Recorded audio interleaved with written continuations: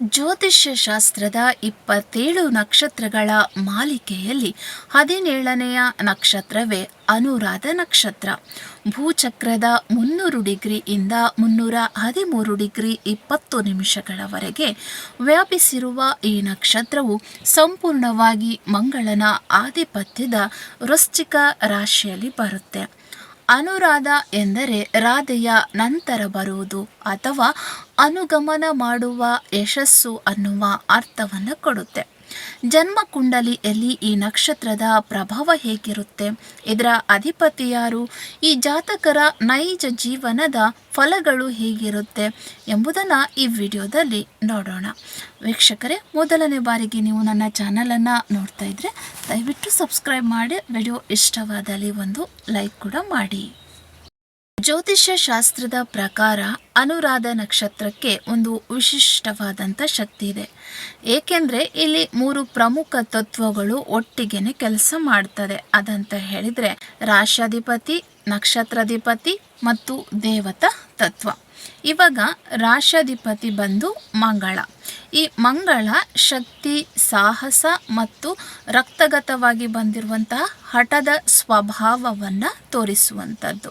ಇನ್ನು ನಕ್ಷತ್ರಾಧಿಪತಿ ಬಂದು ಶನಿ. ಶನಿ ನಮಗೆ ಶಿಸ್ತು, ಕರ್ಮ, ತಾಳ್ಮೆ ಮತ್ತು ವಿಳಂಬತೆಯನ್ನು ಸೂಚಿಸುತ್ತೆ. ನಮಗೆ ಶನಿ ಇದ್ದರೆ ನಮ್ಮ ಕೆಲಸಗಳು ಸ್ವಲ್ಪ ಲೇಟ್ ಆಗ್ತದೆ. ಅಂದರೆ ಇವರಿಗೆ ಸಿಗುವಂತಹ ಯಶಸ್ಸು ಅಥವಾ ಇವರು ಯಾವ ಕೆಲಸವನ್ನು ಮಾಡಿದರೂ ಕೂಡ ಸ್ವಲ್ಪ ಅದರಲ್ಲಿ ನಿಧಾನಗತಿಯಲ್ಲಿ ಇರ್ತದೆ. ಆದರೆ ಅದೇ ಶನಿದೇವ ನಿಮಗೆ ಎಲ್ಲವನ್ನು ಕೂಡ ಕರುಣಿಸುವಂಥದ್ದು. ಅದು ಹಣ ಆಗಿರಬಹುದು, ಶಿಸ್ತು ಆಗಿರಬಹುದು.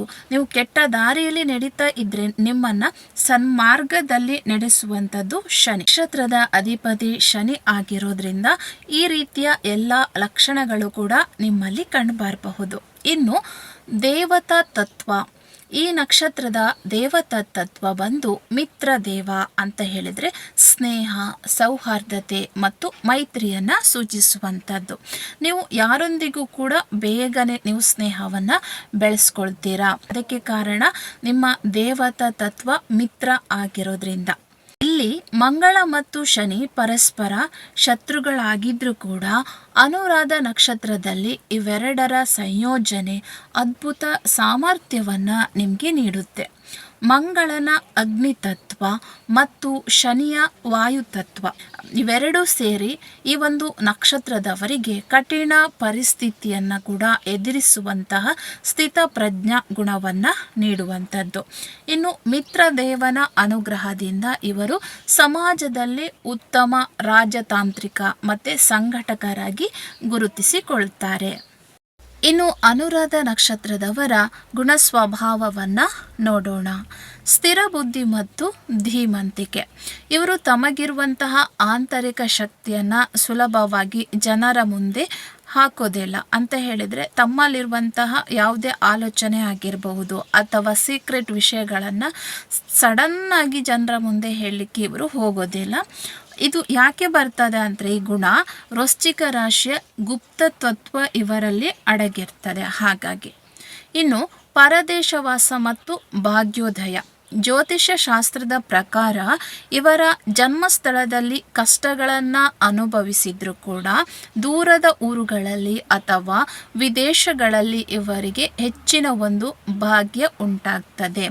ಇವರು ತಾವು ನೆಲೆಸಿರುವಂತಹ ಪ್ರದೇಶ ಅಲ್ಲಿ ಸ್ವಲ್ಪ ಇವರಿಗೆ ಬೆಳವಣಿಗೆ ಆಗಲಿಕ್ಕೆ ತುಂಬ ಕಷ್ಟ ಆಗ್ಬೋದು. ಅದನ್ನು ಬಿಟ್ಟು ಸ್ವಲ್ಪ ದೂರದ ಊರಲ್ಲಿ ನೆಲೆಸಿದರೆ ಇವರಿಗೆ ಸ್ವಲ್ಪ ಭಾಗ್ಯ ಬೇಗ ಬರ್ತದೆ. ಜನ್ಮಸ್ಥಳದಲ್ಲಿ ಕೂಡ ಸಿಗ್ತದೆ, ಆದರೆ ಸ್ವಲ್ಪ ಇವರಿಗೆ ಅಡೆತಡೆ ಅಲ್ಲಿ ಜಾಸ್ತಿ ಆಗುವಂಥದ್ದು.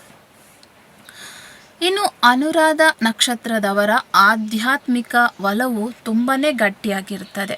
ಶನಿಯ ಒಂದು ಪ್ರಭಾವ ಹಾಗೂ ವೃಶ್ಚಿಕದ 8ನೇ ಮನೆಯ ತತ್ವ ಇವರನ್ನು ಮಂತ್ರ, ತಂತ್ರ, ಜ್ಯೋತಿಷ್ಯ, ವೇದಾಂತ ಅಥವಾ ಗೂಢ ಶಾಸ್ತ್ರಗಳ ಕಡೆಗೆ ಆಕರ್ಷಣೆ ಇರ್ತದೆ. ಇವರಿಗೆ ಜ್ಯೋತಿಷ್ಯವನ್ನು ಇವರು ಇಷ್ಟಪಡ್ತಾರೆ ಮತ್ತು ಮಂತ್ರ ತಂತ್ರಗಳನ್ನು ತಿಳ್ಕೊಳ್ಬೇಕನ್ನುವಂತಹ ಒಂದು ಹಂಬಲ ಕೂಡ ಇವರಲ್ಲಿ ಇರ್ತದೆ. ಅಷ್ಟೇ ಇವರು ಆಧ್ಯಾತ್ಮಿಕವಾಗಿ ಇವರು ಪೂಜೆ ಪುರಸ್ಕಾರ ಮಾಡಬೇಕಂತಲೇ ಇಲ್ಲ, ಇವರೊಳಗೆ ಒಂದು ಆಧ್ಯಾತ್ಮಿಕ ಶಕ್ತಿ ಇದ್ದೇ ಇರ್ತದೆ. ಇನ್ನು ಇವರ ನಕಾರಾತ್ಮಕ ಪ್ರಭಾವ ಅಂದರೆ ನೆಗೆಟಿವ್ ಸೈಡ್ ಹೇಳಬೇಕಾದ್ರೆ, ಇವರ ಕುಂಡಲಿಯಲ್ಲಿ ಶನಿ ಅಥವಾ ಮಂಗಳ ದೋಷಪೂರಿತ ಆಗಿದ್ರೆ ಜಾತಕರಲ್ಲಿ ಅತಿಯಾದ ರಹಸ್ಯ ಪ್ರವೃತ್ತಿ, ಸೇಡಿನ ಮನೋಭಾವ, ತೀವ್ರ ಅಸೂಯೆ ಅಥವಾ ಒಳಗೊಳಗೆ ಕೊರಗುವಂತಹ ಒಂಟಿತನ ಕೂಡ ಕಾಡಬಹುದು. ಅಂದರೆ ಕುಂಡಲಿಯಲ್ಲಿ ಶನಿ ಮತ್ತು ಮಂಗಳ ದೋಷದ ಸ್ಥಾನದಲ್ಲಿ ಇದ್ದಾಗ ಇವರಿಗೆ ಸ್ವಲ್ಪ ಹೊಟ್ಟೆಗಿಚ್ಚು ಜಾಸ್ತಿ ಬರುವಂಥದ್ದು, ಮತ್ತು ಏನಿದ್ರೂ ಸಹ ಒಳಗೊಳಗೆ ಏನಿಲ್ಲ ಅಂತ ಕೊರಗುವಂಥದ್ದು, ಆ ರೀತಿಯಂಥ ಸ್ವಭಾವ ಇವರಲ್ಲಿ ಬರಬಹುದು. ಅನುರಾಧ ನಕ್ಷತ್ರದವರು ತಮ್ಮ ಜೀವನದಲ್ಲಿ ಹೆಚ್ಚಿನ ಯಶಸ್ಸನ್ನು ಕಾಣಲಿಕ್ಕೆ ಈ 3 ನಿಯಮಗಳನ್ನು ಪಾಲಿಸಿ ಅಂತ ಹೇಳುತ್ತೇವೆ. ನಿಮ್ಮ ಮಿತಿಗಳನ್ನು ನೀವು ಅರಿತುಕೊಳ್ಬೇಕು ಅಂತ ಹೇಳಿದರೆ, ಯಾರಿಗಾದರೂ ಸಹಾಯ ಮಾಡುವಾಗ ಅಥವಾ ಪ್ರೀತಿಸುವಾಗ ಅತಿಯಾಗಿ ನಿಮ್ಮನ್ನು ನೀವು ಬಿಟ್ಕೊಡ್ಬೇಡಿ. ಯಾಕಂದರೆ ನಿಮ್ಮಲ್ಲಿ ಅಷ್ಟೊಂದು ಪ್ರೀತಿಸುವ ಸ್ವಭಾವ ಜಾಸ್ತಿ ಇರುತ್ತದೆ. ಹಾಗಾಗಿ ಗುಂಡಿಗೆ ಬೀಳುವುದು ಅಷ್ಟೇ ಸುಲಭವಾಗಿ ಬೀಳ್ತೀರ ಪ್ರೀತಿಸುವಾಗ. ಮತ್ತು ಯಾರಿಗಾದರೂ ನೀವು ಯಾವುದೇ ವಸ್ತುಗಳನ್ನು ಕೊಡುವಾಗ ಸ್ವಲ್ಪ ನಿಮಗೆ ಒಂದು ಕಂಟ್ರೋಲ್ ಇರಬೇಕು. ಪೂರ್ತಿ ತೆಗೆದುಕೊಟ್ಟು ಬಿಡುವಂಥದ್ದಲ್ಲ. ಪ್ರೀತಿ ಕೊಡುವಾಗ ಹಾಗೆ ಯಾರು ಅದಕ್ಕೆ ಅರ್ಹರ ಅಂತ ಯೋಚಿಸಿನೇ ಕೊಡಬೇಕು. ಇದನ್ನು ನೀವು ಯಾವಾಗಲೂ ಕೂಡ ರೂಢಿಸಿಕೊಳ್ಬೇಕು. ಇನ್ನು ಆಗಾಗ ಹೊಸ ಜಾಗಗಳಿಗೆ ಪ್ರಯಾಣ ಮಾಡೋದ್ರಿಂದ ನಿಮ್ಮಲ್ಲಿ ಹೊಸ ಸಕಾರಾತ್ಮಕ ಶಕ್ತಿ ಮತ್ತು ಹಣದ ಅವಕಾಶ ತೆರೆದುಕೊಳ್ತದೆ. ಅದಕ್ಕೋಸ್ಕರ ನೀವು ಹೊಸ ಹೊಸ ಜಾಗಗಳಿಗೆ ಹೋಗಿ ಅಲ್ಲಿ ನಿಮ್ಮ ಜ್ಞಾನವನ್ನು ಕೂಡ ಹೆಚ್ಚಿಸಿಕೊಳ್ಳಿ. ಇದು ನಿಮ್ಮ ಆದಾಯದ ಮೂಲ ಕೂಡ ಆಗುವಂತಹ ಸಾಧ್ಯತೆಗಳು ಇರ್ತದೆ. ಹಾಗೆಯೇ ಶನಿದೇವನ ಪ್ರಭಾವ ಇರೋದ್ರಿಂದ ನಿಮ್ಮ ಜೀವನದಲ್ಲಿ ಯಶಸ್ಸು ಅನ್ನುವಂಥದ್ದು ನಾಳೆನೇ ಸಿಗುವುದಿಲ್ಲ, ತುಂಬ ಲೇಟ್ ಆಗ್ತದೆ. ಇದು ಎಂಥ ಜೀವನ ಅಂತಲೂ ಅನ್ನಿಸ್ಬೋದು. ನಾನು ಇಷ್ಟು ಕಷ್ಟಪಡ್ತಾ ಇರ್ತೇನೆ, ನಾನು ಇಷ್ಟೊಂದು ಎಫರ್ಟ್ಸ್ ಹಾಕ್ತಾ ಇರ್ತೇನೆ, ಆದರೆ ನನಗೆ ಸಿಗಬೇಕಾದ ಸಮಯದಲ್ಲಿ ಏನು ಕೂಡ ಸಿಗ್ತಾ ಇಲ್ಲ ಅಲ್ಲ ಅನ್ನುವಂತಹ ನೋವು ನಿಮಗೆ ಆಗಿರಬಹುದು. ಇದಕ್ಕೆಲ್ಲ ಕಾರಣ ಶನಿಯ ಒಂದು ಪ್ರಭಾವ. ಈ ಶನಿ ದೇವರು ಏನಿದ್ದಾರೆ ಅದು ಯಾವುದನ್ನು ಕೊಟ್ಟರೆ ಪರಿಪೂರ್ಣವಾಗಿ ಕೊಡ್ತಾನೆ, ಆದರೆ ಸ್ವಲ್ಪ ಕಾಡಿಸಿ ಸ್ವಲ್ಪ ಸಮಯವನ್ನು ತೆಗೆದುಕೊಂಡು ಕೊಡುವಂಥದ್ದು. ಇದು ಸಹ ನಿಮ್ಮ ಜೀವನದಲ್ಲಿ ಒಳ್ಳೆಯದಕ್ಕೆ ಆಗುವಂಥದ್ದು. ಹಾಗಾಗಿ ನೀವು ಅದರ ಬಗ್ಗೆ ತಲೆ ಕೆಡಿಸ್ಕೊಳ್ಳಿಕ್ಕೆ ಹೋಗಬೇಡಿ. ನಿಮಗೆ ಸಾಮಾನ್ಯವಾಗಿ 30 ಮತ್ತು 40 ವಯಸ್ಸಿನ ನಂತರನೇ ನಿಮಗೆ ಎಲ್ಲ ರೀತಿಯಾದಂತಹ ಸುವರ್ಣ ಕಾಲ ಆರಂಭ ಆಗುವಂಥದ್ದು. ಅಲ್ಲಿಯ ತನಕ ನೀವು ಒಂದು ರೀತಿ ಸ್ಟ್ರಗಲನ್ನು ಅನುಭವಿಸಲೇಬೇಕಾಗ್ತದೆ. ಅದನ್ನು ನೀವು ಖುಷಿಯಿಂದ ಅನುಭವಿಸಬೇಕು, ಆಯಿತಾ? ಅದನ್ನು ಕೊರಗುತ್ತಾ ನಿಮ್ಮ ಜೀವನ ಹೀಗೆ ಅಂತ ಯೋಚಿಸಬಾರ್ದು. ನಿಮಗೆ ಮುಂದೆ ಒಳ್ಳೆಯ ಜೀವನ ನಿಜವಾಗಿ ಕೂಡ ಸಿಕ್ಕೇ ಸಿಗುತ್ತೆ. ಹಾಗೆ ಅನುರಾಧ ನಕ್ಷತ್ರದ ಫಲ ಅವುಗಳ ಪಾದಗಳ ಆಧಾರದ ಮೇಲೆ ಸಿಗುವಂಥದ್ದು. ಈಗ ಅನುರಾಧ ನಕ್ಷತ್ರದಲ್ಲಿ ಮುಖ್ಯವಾಗಿ 4 ಪಾದ ಬರುತ್ತದೆ. ನಿಮ್ಮದು ಯಾವ ಪಾದ ಅಂತ ನೀವು ತಿಳ್ಕೊಂಡಿರಬೇಕು. ಅದರ ಪ್ರಕಾರ ನಿಮಗೆ ಫಲಗಳು ಸಿಗುವಂಥದ್ದು. ಈಗ ಅನುರಾಧ ನಕ್ಷತ್ರದ ಪ್ರಥಮ ಪಾದ ಆದರೆ ಇದರ ಅಧಿಪತಿ ಸೂರ್ಯ ಆಗಿರ್ತಾನೆ. ಈ ಪಾದದಲ್ಲಿ ಜನಿಸಿದರೆ ಅತಿ ಹೆಚ್ಚು ಮಹತ್ವಾಕಾಂಕ್ಷಿಗಳು ಮತ್ತು ನಿಮಗೆ ನಾಯಕತ್ವ ಗುಣ ತಾನಾಗಿಯೇ ಬರ್ತದೆ. ನಿಮಗೆ ಯಶಸ್ಸು ಸಿಗ್ತದೆ ಮತ್ತು ಸಾಮಾಜಿಕವಾಗಿ ನೀವು ನಾಯಕತ್ವ ಗುಣವನ್ನು ಹೊಂದಿರ್ತೀರ. ನೀವೊಂದು ಕುಟುಂಬದಲ್ಲಿದ್ದರೂ ಕೂಡ ಅಲ್ಲಿ ಲೀಡರ್ ಆಗಿರ್ತೀರ. ಹೊರಗೆ ಒಂದು ಕೆಲಸ ಮಾಡ್ತಾ ಇದ್ರೂ ಕೂಡ ಅಲ್ಲಿ ನಿಮಗೆ ತನ್ನಿಂದ ತಾನೇ ನಾಯಕತ್ವದ ಗುಣ ಅನ್ನುವಂಥದ್ದು ಸಿಗುತ್ತೆ, ಯಾವಾಗ ಪ್ರಥಮ ಪಾದ ಇದ್ರೆ. ಇನ್ನು ದ್ವಿತೀಯ ಪಾದ, ಇದರ ಅಧಿಪತಿ ಬಂದು ಬುಧ. ಇವರು ಬುದ್ಧಿವಂತರಾಗಿರ್ತಾರೆ, ಲೆಕ್ಕಾಚಾರದಲ್ಲಿ ನಿಪುಣರು, ಹಾಗೆ ಒಳ್ಳೆ ಮಾತುಗಾರಿಕೆ ಮತ್ತು ಕಲ್ಪನಾ ಶಕ್ತಿ ತುಂಬ ಚೆನ್ನಾಗಿ ಇವರಿಗೆ ಇರ್ತದೆ. ಇನ್ನು ತೃತೀಯ ಪಾದ, ಈ ತೃತೀಯ ಪಾದದ ಅಧಿಪತಿ ಶುಕ್ರ. ಇವರು ನೋಡಲಿಕ್ಕೆ ತುಂಬ ಚೆನ್ನಾಗಿರ್ತಾರೆ, ಹಾಗೆ ಕಲೆಯನ್ನು ಪ್ರೀತಿಸ್ತಾರೆ, ಸಂಗೀತ ಸಾಹಿತ್ಯ ಎಲ್ಲದರಲ್ಲಿ ಒಳ್ಳೆಯ ಆಸಕ್ತಿ ಇರ್ತದೆ ಮತ್ತು ಸಮಾಜದಲ್ಲಿ ಎಲ್ಲರನ್ನ ಒಂದು ಅಟ್ರಾಕ್ಟ್ ಮಾಡುವಂತಹ ಗುಣ ಕೂಡ ಇವರಿಗೆ ಇರ್ತದೆ.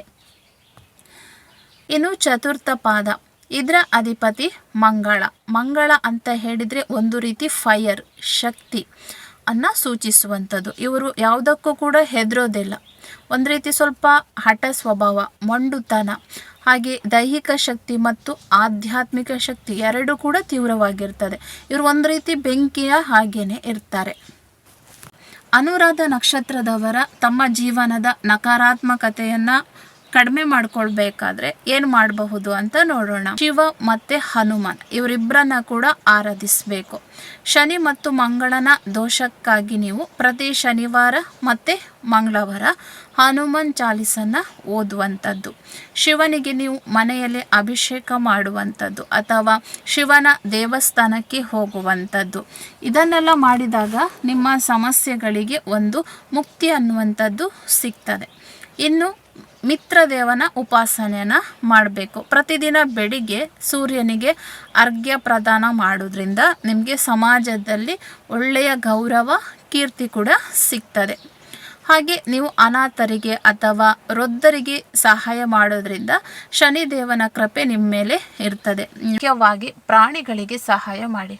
ಯಾವ ಪ್ರಾಣಿಗಳು ಹಸಿವಿನಿಂದ ಇರ್ತದೆ ಅವುಗಳಿಗೆ ಊಟವನ್ನು ನೀಡೋದ್ರಿಂದ ನೀವು ಶನಿದೇವರನ್ನು ಪ್ರಸನ್ನಗೊಳಿಸಬಹುದು. ಇದು ಉತ್ತಮವಾದಂತಹ ಒಂದು ಕಾರ್ಯ ನಿಮಗೆ.